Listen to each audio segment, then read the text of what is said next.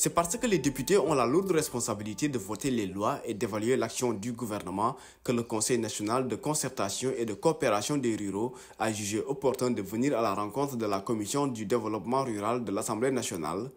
L'objectif est de partager avec les parlementaires les enjeux de la loi d'orientation agro-silvopastorale qu'ils auront à examiner dans un avenir proche. Nous avons eu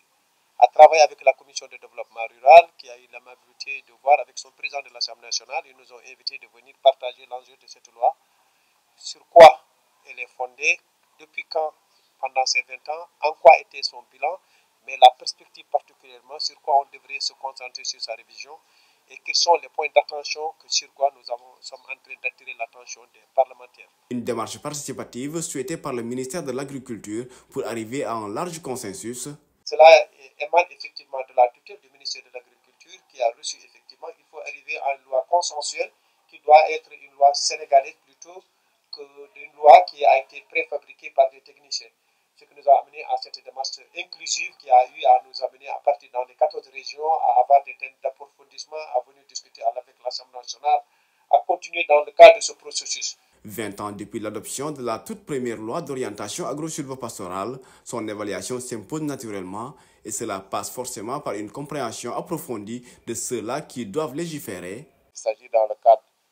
de cette nouvelle loi, en tout cas, de voir qu'est-ce qui n'a pas marché, qu'est-ce qui a marché, qu'est-ce qui n'a pas marché et qu'est-ce qu'il faut améliorer. Et je pense que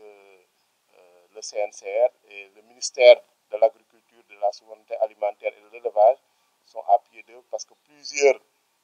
comités régionaux de développement ont été organisés et à tous ces comités CRD, les députés ont été invités pour donner leur opinion. Je pense que c'est une approche très intéressante qui est inclusive et participative parce qu'elle permet aux députés